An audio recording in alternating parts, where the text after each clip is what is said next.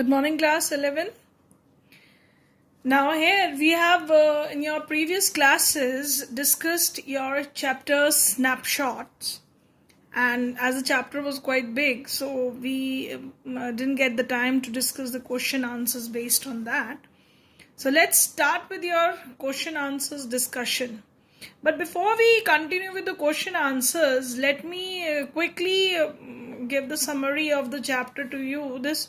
Where this story is about two boys, Aram and Murad, who were very young boys who just stole a horse, and just to ride that horse, that desire was there inside them and they wanted to ride that horse, and thus they stole that horse. And their family was a reputed family known for honesty. Their tribe, Garoglian tribe, they were known for their honesty and trust.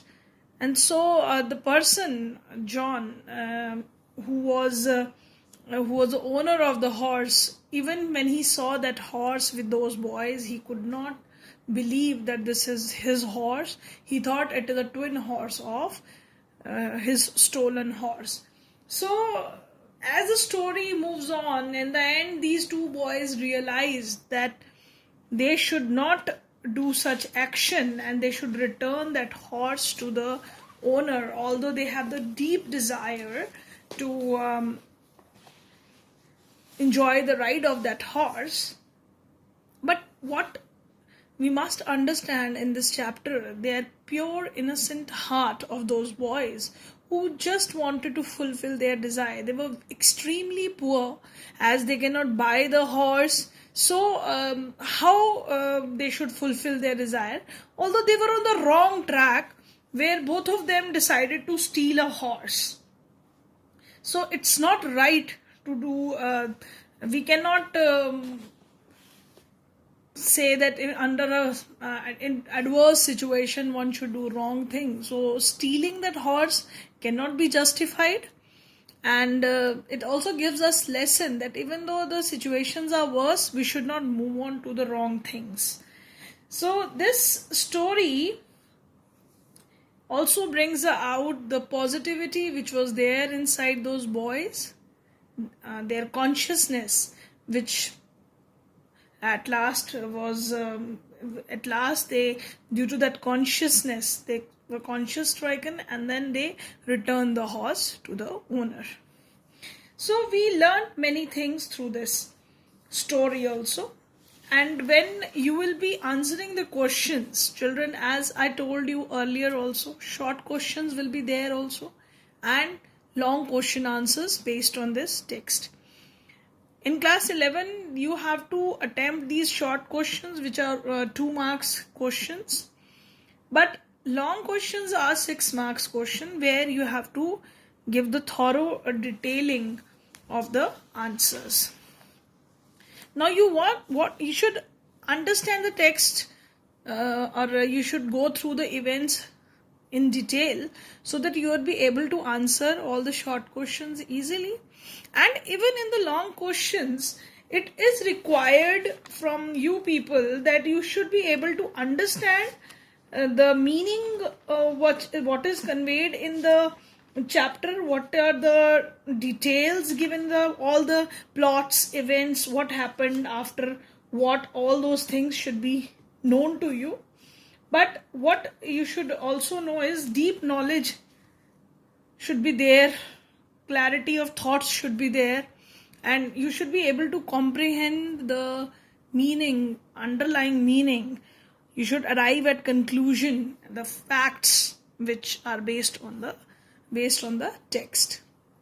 And when you analyze that, you'll be able to understand easily able to understand the questions, especially based on the long questions, where your opinion is also reflected. And when you give your opinion, you have to give supporting answer to it, related to chapter sometimes, or sometimes you have to give your own examples. Okay, let's discuss the short question answers first. I have given 3 examples, 3 types of questions, where first question. How does the narrator explain that their tribe was very poor?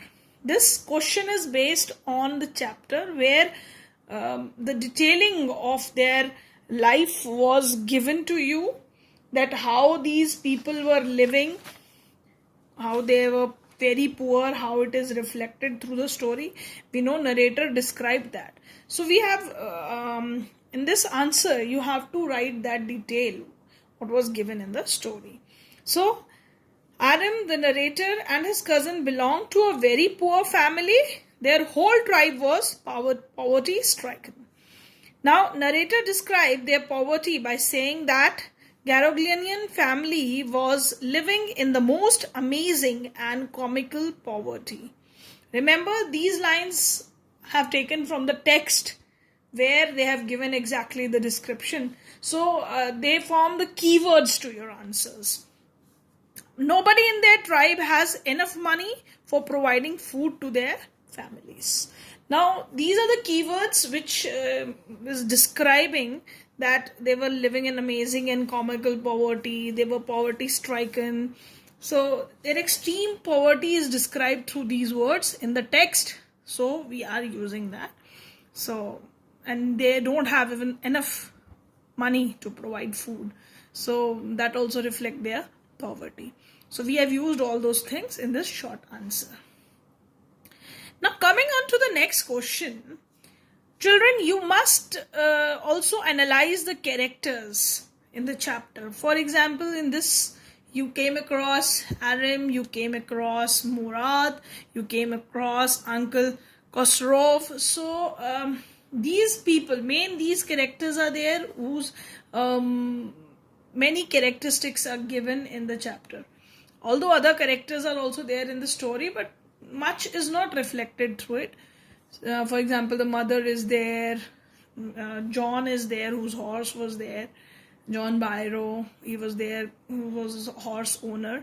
So we hardly go through the characters' sketches whose detailed description is not given in the chapter, but the main characters should be known to you. So I have discussed here Murad and Aram. You could go through their character sketches, but here I have discussed Uncle Khosrow. Who was Uncle Khosrow? Now here you have to tell about Uncle Khosrow.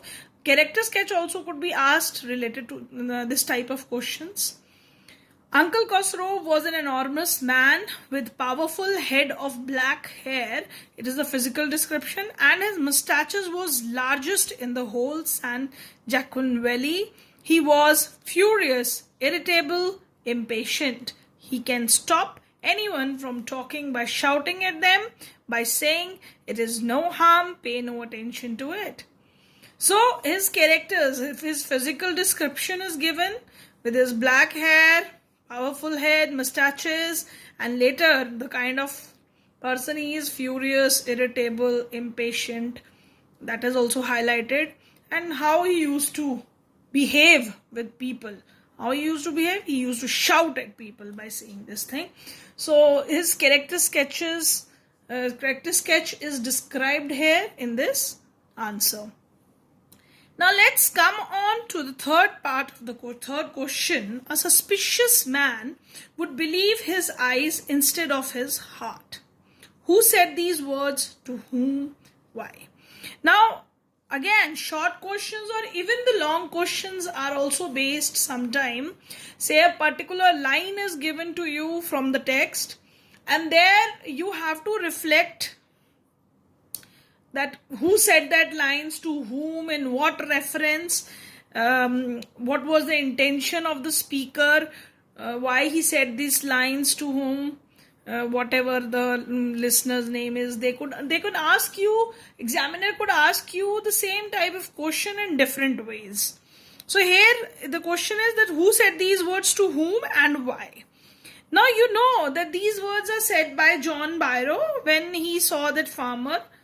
The farmer who was he was a farmer whose horse is lost, whose horse is stolen by Aram and Murad.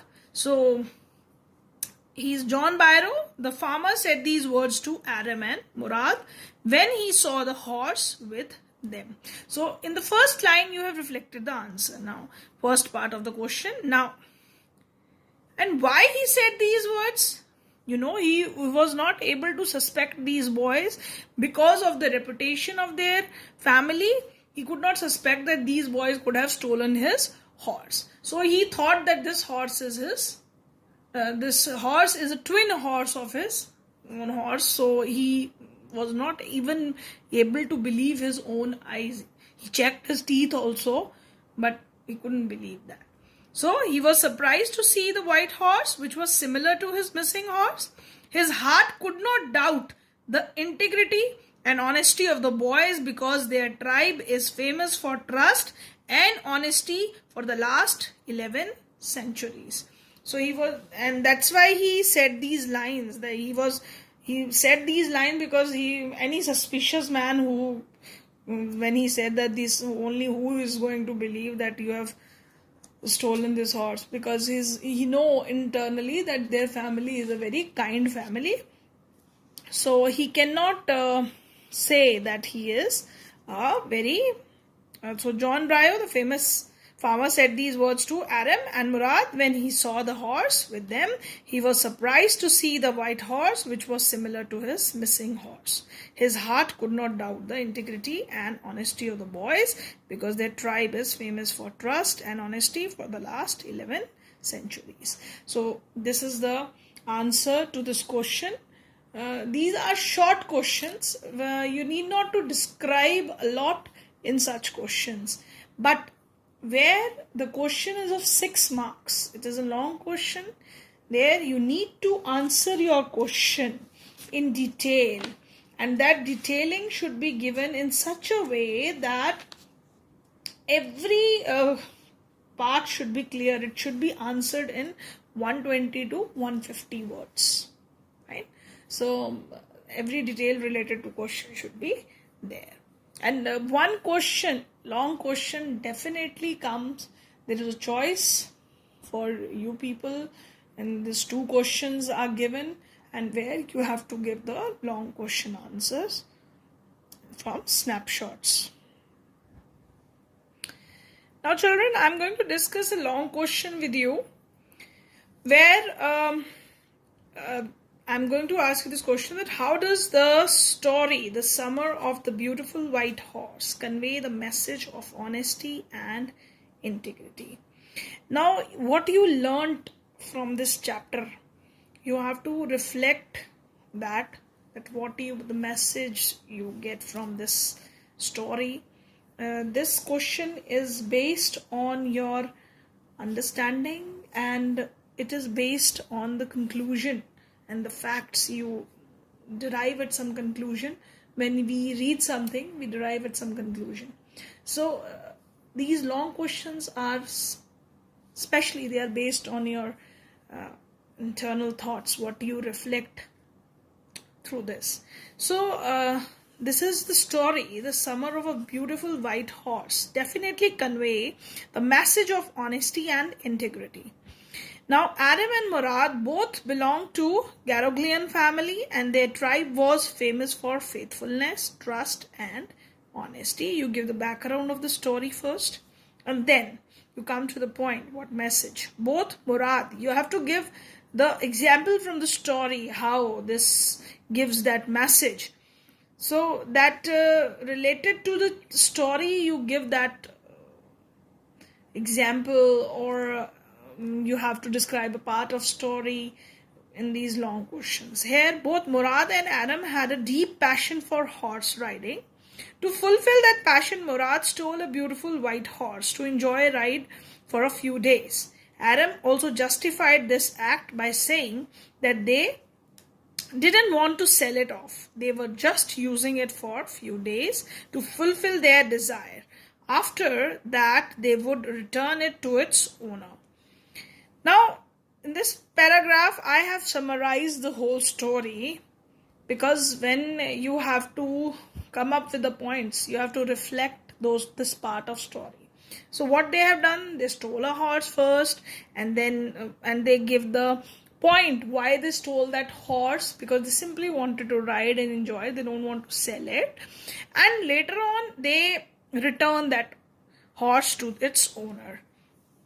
Now, one day, when the horse owner John Brio came across them, they had the horse with them. John did not believe that it was his, but rather believed that his horse is a twin horse of his lost horse. It is because their family hold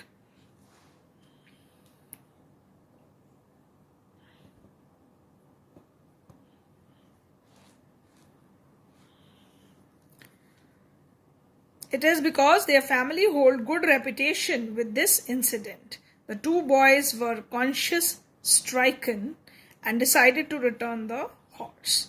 Now this is what happened. Now they when they met that John Brio, and then they believe, when he was not able to believe, they immediately realized that what good reputation their family was having, and they should not do such thing as stealing the horse. So they returned that horse to John Brio.